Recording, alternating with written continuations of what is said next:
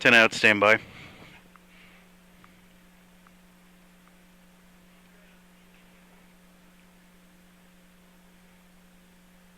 Have a good show, everybody. Thank you. Stand by. 3, 2, 1, and we are up. Opens in. And rings and dissolve.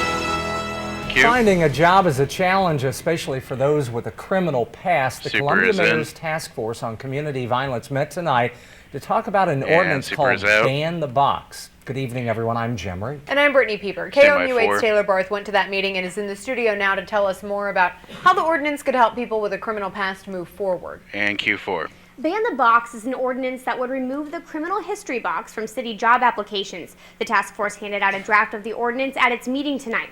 The goal is to help ex-convicts move further in the application process and prevent discrimination in the workforce. Chris Haynes is a member of the task force and an ex-convict. He says many employers would delay his application process or never call him back. And Sat's in. And let's bring his audio up. There we go. To support their families. People have a lot of things they have to do, and I think that if you get rid of the box, let's just see the person as a person rather than his past. Many times now, Super's in. If they check that box and out, they don't. Yeah, it is pretty quiet. And so the hope is so that people will look at them for what they are, what their capabilities are, and how they can contribute to that respective employer. And Q4, stand by 6. Kansas City adopted a similar ordinance last month. The task force plans to move forward with the ordinance and present it to the city council in its final report this November. And Q6, stand by graphic. The man wanted in connection with the death of a 16-year-old girl at Providence Inn and Suites is now behind bars. And white graphic, stand by 5, John Washington was arrested in St. Louis this afternoon. He's accused of selling heroin to a 16-year-old who law enforcement believes died of an overdose. New court documents show Washington admits to injecting heroin into the girl and later leaving the room. When he returned, Washington said he administered CPR because the girl was struggling to breathe. Washington later called 911 when the girl's heart stopped beating. And Q5. Today, several groups started discussions about legalizing medical marijuana in Columbia last month. The city asked several groups to gather public input on the city's marijuana law. As part of the process, the Board of Public Health and the Substance Abuse Advisory Commission held a public meeting tonight. A proposed ordinance would allow people to possess up to 35 grams of marijuana with a doctor's prescription. The change would also eliminate the Class A misdemeanor charge that comes with possession. The chairman of the advisory commission says input from the public will be used to make a final decision. And hello, Satvia's it's a very important topic. We need to hear what people are thinking in the community, what their thoughts and feelings are. It's a very significant issue, and we need to know how the community feels about it. And Q. Off says all groups will meet again June 12th. They're hoping to get information from experts to clarify the issues raised at tonight's meeting. And Q6, stand by 4 with Lava 1. It's National Tourism Week, and actually more than 10,000 jobs in Boone County alone were supported by the tourism industry. KOMU 8's William Joy shows us how Columbia's tourism is pushing the city toward more hotels, but then leaving them empty the other half of the year. And Q. In Columbia, tourism means events like Mizzou Football, the True Falls Film Festival, Roots and Blues and Barbecue. Each year, those weekends fill up the city's hotels and have even led to new hotels. But the tourism fueling hotel growth is actually hurting occupancy the rest of the year. And Sat's in. Each year, tourism in Columbia peaks because of football season, but year-round, most hotels are struggling. The average occupancy for all the hotels in the market is between 55 and 58%. So, yes, this market can count on a dozen or so weekends, but that really doesn't necessarily go to making all the hotels completely profitable. This past fall, the occupancy rate in Columbia was actually down. In September, occupancy was at 60%, down from almost 63% in 2012. October was similar, down from 62.6% to 60%. The most recent month of data is February, where occupancy actually increased in 2014 from 47% to 48.5%. Football season's only a few weekends a year, so there's definitely some responsibility upon us to help us fill those rooms. Approximately 40 seconds left in this package. If you ran that as a hotel on a continuous basis, you wouldn't stay for business very long. To help hotels, the CVB is trying to attract business outside of weekends. Our salespeople really focus on that Sunday through Thursday business. When they go out looking for conferences, a great lead for them is a conference that wants to have a Monday through Thursday meeting. McDonald says he thinks the occupancies will likely increase with time. That occupancy level should go up as business increases in the marketplace, as the business community expands, as population expands. You'll see more and more hotels that want to build here. And Q4, standby 6. Statewide tourism spending is up about 4% in 2013, going up $14 million to $354 million overall. And Q6, 4 spins. Good news on the job front in Columbia. The medical company Northwest Medical Isotopes is bringing new jobs to Columbia. The announcement was made at City Hall this morning. The company produces an isotope known as Molly-99 that's used in tests for cancer, heart disease, bone, and kidney disease. The expansion will create almost 70 jobs. Company officials say they chose Columbia because of its central location. And Satsun. We enjoy research collaboration at this point in time, and we expect a deepening and a broadening of that relationship as we get into operations. And Q6, standby 5, the company will red. team up with professors from MU, and the CEO says in the future the company may offer opportunities to students as well. And Q5, standby 6. It's not all good news on the job front. MU confirmed today 8 university workers will be laid off. 6 are from the Office of Grant Writing and Publications, 2 from the Office of Research, and MU spokesman says budget cuts are to blame. And Q6. Missouri's 48th governor died today. The Kansas City Star reports former Governor Joseph Teasdale died Thursday, that's today, in Kansas City from complications of pneumonia. Graphics he in, served as 4. Missouri governor from 1976 to 1980. After he left politics, he practiced law in Kansas City. His son John said he died this afternoon surrounded by his family at 78 years old. And Q4. House Bill 2126 allows Missourians to protect themselves against intruders by any means in their own home. Now their guests and babysitters are included. Changes in the bill say anyone you invite into your home would have the right to protect themselves using deadly harm, more simply, guns. Supporters say this is a natural extension of the personal self-protection rights. Critics worry about a babysitter bringing a gun into their home. Savio's in. The babysitters that we had were anywhere from, say, age 17 on up to maybe 25. I wouldn't have known how to use a gun at that age. I would have been frightened to death of a gun, and I absolutely wouldn't want to have it on my conscience that I killed somebody, or even to protect the little one. And Q Jim, standby 6. The bill passed the House with an overwhelming majority. The Senate is currently debating it. Q6. The Missouri Senate endorsed a construction funding bill that includes projects on college campuses and for the Highway Patrol.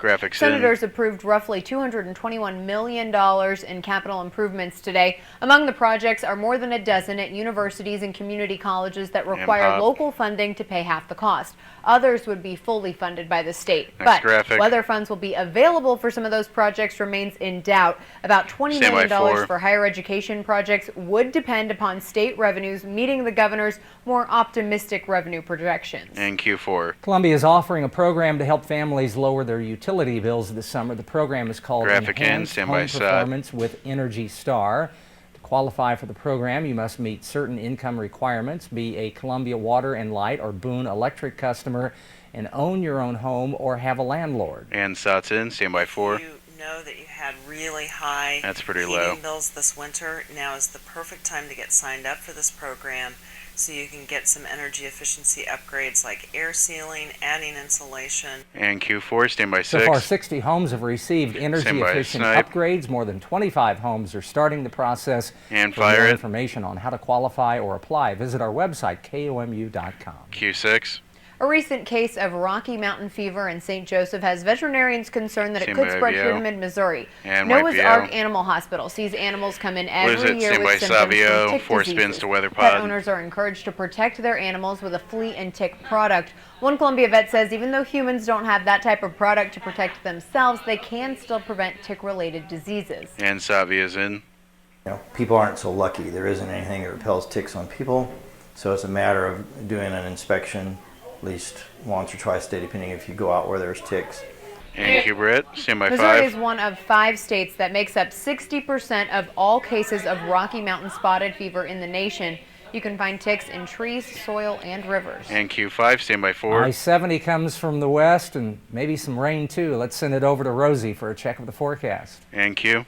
Both highways and rain, you're right on it, Jim. And let's talk about what's going on with our live Doppler rate first alert radar. We're starting to get really lucky. We've been in this very calm period for the last few hours after that initial round of showers and thunderstorms, pretty hefty, rolled here through mid-Missouri. You can see there's a second line that's been developing in Kansas City, but in fact that line is losing steam too. So Kansas City has allowed severe thunderstorm watches, which have been up all evening, to expire at 10 p.m. And so it looks like the threat of anything severe moving into mid-Missouri is diminishing quickly. I think we're still going to have those rounds of showers and thunderstorms. We're not expecting them for another hour or two, but you can hear a few rumbles of thunder tonight as we get ready for Friday morning. Then we have a couple of new chances of rain in our extended forecast. Same with a white flash to VO. And when coming up later in this newscast. And Q. Thanks, Rosie. You asked a great question tonight. I'm answering it. That's coming up. Break is in. 5 out, stand by, and we are up. And Q. We get a lot of questions from you, our viewers, over email and social media. So in our new segment, Great Question, Jim Reek picks one of your questions to answer. So Jim, what question are you going to tackle tonight? Now, here's a little tease first. There's one in Texas, there's one in Florida, there's one in Oklahoma, but that's the other meaning for the word panhandle. Here's the other definition. According to Webster, if you panhandle, you beg for money in a public place. Tonight's Great Question is all about panhandling. And dissolve pack. Whether it's I-70 and Highway 63 or that's fine. Yeah, go ahead and move them. Panhandlers are a common sight. They've been around Columbia for many, many years. We went out and asked our viewers, is panhandling legal in Columbia or not? Oh, no, it is not. I don't know. Yes?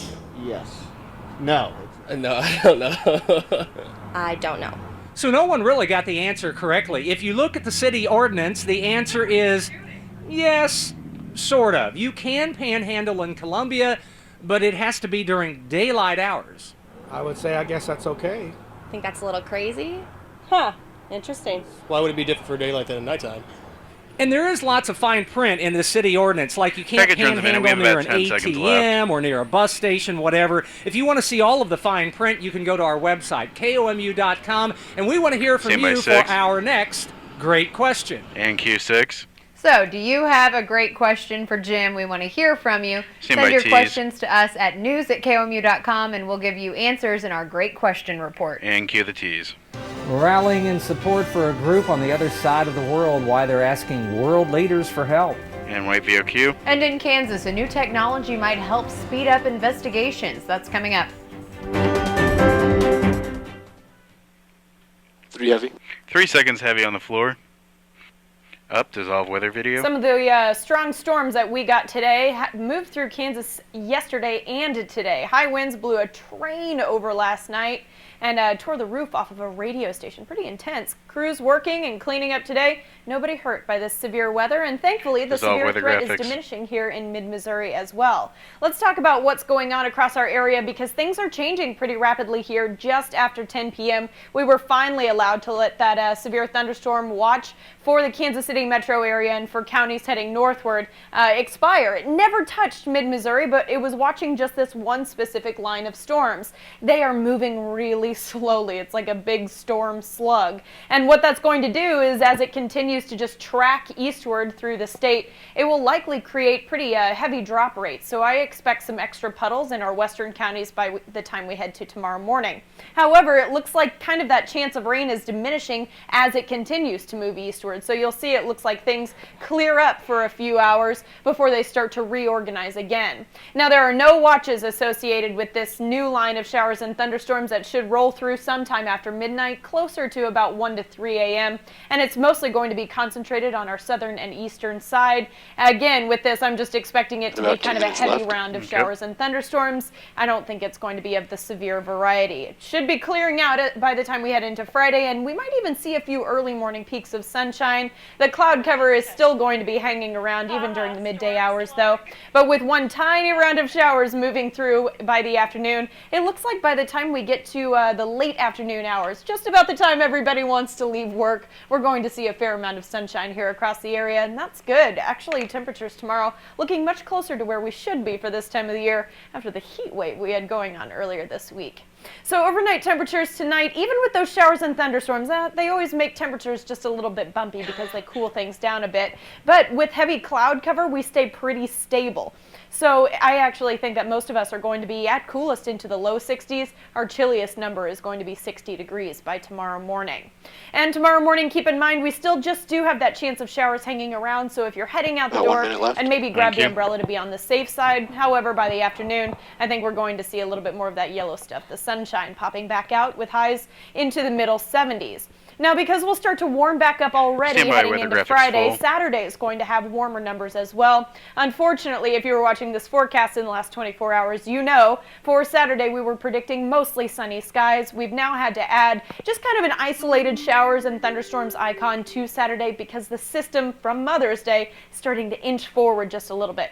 Still an isolated chance of showers and thunderstorms on Sunday as well. Monday is really going to be our next big rain out day, and then it looks like temperatures are going to be cooling back down just a bit heading into the midst of next week. I'm glad the severe threat is diminishing. I don't think that we're going to have too much to worry about tonight. That storm just never really made it here, so expect a little bit of heavier rainfall in the overnight hours, but I think that'll do it for us. We still need it. It's springtime. Yes, it is. It's a roller coaster forecast. You got it right. All right, Rosie, thanks. Sure. Coming up, why the White House was on lockdown this afternoon.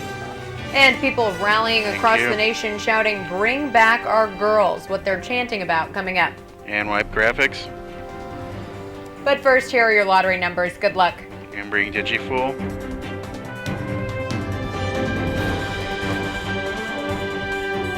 Basketball stepping off the hard court and to the shack for a message about breakfast. Plus, Second Chance is hosting its second annual Mid-Missouri Splashdown. They call it the Doc Dog Diving Tournament. We'll have a preview. And also, as we move on into Friday, still holding on to a little leftover showers, but great weather for Friday afternoon and Saturday. We'll talk all about it tomorrow. And stories live as they happen every morning and the big stories in the day ahead. See you tomorrow at 4:30 for KOMU 8 News Today. Break in. 9 heavy.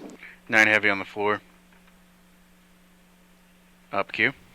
The White House went on lockdown this afternoon after a security breach. The Secret Service says Evan Graham threw a cassette tape over the north fence and another man allegedly tossed papers over the south fence. The Secret Service arrested both men, but authorities didn't say if the two incidents were connected. Q6. The U.S. House voted to create a committee to investigate the deadly attack in Benghazi. The investigation will try to answer questions about what happened during the September 2012 attack that killed 4 Americans. The vote breakdown was 225 Republicans and 7 Democrats in favor. Lots of House Democrats say the committee is politically motivated so Republicans can mobilize their voter base in advance of the midterm elections. And 4 is in. Across the nation today, people rallied in support of the hundreds of Nigerian schoolgirls kidnapped by Boko Haram. The militant group took almost 300 schoolgirls from Nigeria last month. Hundreds of people chanted, "Bring back our girls." Organizers say world leaders need to step up efforts to help the Nigerian government free the girls.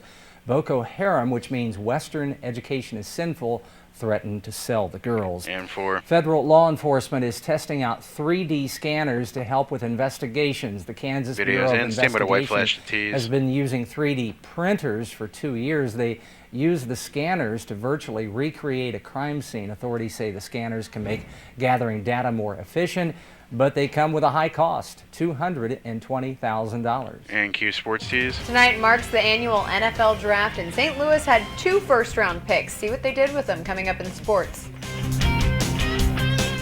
Break in. 10 heavy. 10 heavy on the floor. 5 out. Standby sports open. And we're up, opens in. Now, from the Ford Sports Desk, KOMU 8 Sports. And rings and reveal to Chris. Hello, everyone. The NFL Draft is underway with only the first round tonight. 4 picks remain in the opening round of the draft. So far, Missouri Tiger defensive end Coney Ely has not been taken. Ely expected to be a first-round selection and still could be, although it's getting late. Ely played 3 years at Missouri. He had a big junior season last year, 43 tackles, 9.5 sacks. He also returned an interception for a touchdown. Ely is expected to be the first Missouri Tiger drafted this year. The Houston Texans had the number 1 pick in the draft. Houston selected South Carolina defensive end Jadeveon Clowney. Clowney becomes the first defensive player taken with the #1 selection since Mario Williams was drafted in 2006, also by Houston. Clowney could team with Houston Pro Bowl defensive end J.J. Watt to give the Texans a dominant pass rushing duo. The Rams had the 2nd overall pick. St. Louis selected Auburn offensive tackle Greg Robinson, a massive man, 6'5", 332 pounds. Robinson will be charged with protecting the often injured quarterback Sam Bradford. Greg Robinson, the first of 2 first-round picks by the Rams. St. Louis also had the 13th overall pick, and they drafted Pitt defensive tackle Aaron Donald. Donald, 6 feet, 285. He's a stalwart in that defensive line and certainly was at Pitt for the Panthers. He had a big season for Pitt, 54 tackles and 10 sacks. So the Rams beef up both their offensive and defensive lines with Greg Robinson and Aaron Donald. The Chiefs, like most teams, had 1 first-round pick. Kansas City selected Auburn defensive end Dee Ford with the 23rd overall selection. Ford, 6'2", 244 pounds. He made 28 tackles and had 8.5 sacks for the SEC champion Auburn Tigers last season. 4. The Missouri softball team met the LSU Tigers in the quarterfinals of the SEC tournament today in Columbia, South Carolina. Mizzou seeded 3rd, LSU 6th. These teams did not meet in the regular season, but they do have postseason history. 2 years ago, LSU arrived in Columbia and beat Mizzou in a super regional at University Field. Missouri coach Aaron Earlywine saw his freshman pitcher, Torrey Finucane, have a rough outing. We'll wipe to LSU got to her early and often. First inning, Savannah Jaquish doubles to right center to drive home J.C. Blades. 1-0 LSU. The next batter for the Bayou Bengals, Bianca Bell, belts a double to deep center, just outside the reach of Taylor Gadbois. Jaquish scores. It's 2-0 for the Fighting Tigers of LSU. Tigers struggled defensively. The Mizzou Tigers did. That is, they made 3 errors. Here's one by Angela Randazzo. Mizzou had almost as many errors, 3, as it did hits, 4. And the hits just kept coming for LSU. They roughed up Finucane. LSU wins 6-0, eliminating Mizzou from the tournament. Missouri has lost 3 in a row, scoring just 1 run in those 3 games. The NCAA tournament field will be announced Sunday night. SEC tournament scoreboard included a couple of other surprises as well. Kentucky seeded 7th, tops #2 Tennessee 2-zip. Georgia seeded 5th. Tops #4 seed Florida by that same 2-0 score. But then form held true with Alabama, the #1 seed, regular season champ, doubling up its rival Auburn. And 4. The Royals are underway as they continue their West Coast road trip. Major League is misspelled. Do we still want to take the graphic? They're starting a 4-game series with the Mariners. Right now, Seattle at home has a 1-0 lead in the 5th inning over KC. Left-hander Danny Duffy on the mound for the Royals. He and the Royals trail 1-zip in the 5th. That's sports. And let's go to break.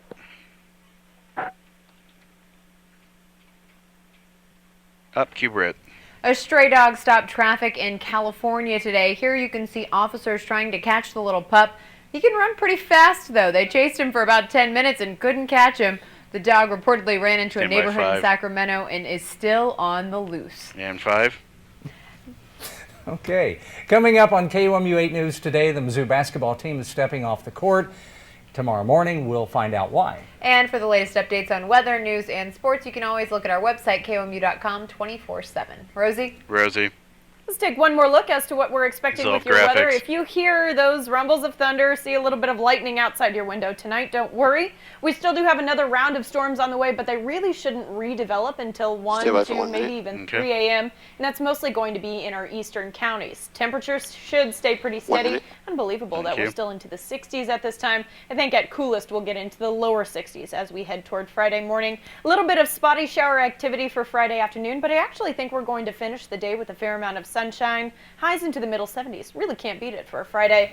All right, I'm willing to say where I'm nerdy and where I'm not nerdy on draft picks. What have We've got a couple draft pick nerds over here, though. You yourself, lady. I'm following it, but I don't know as much as these two.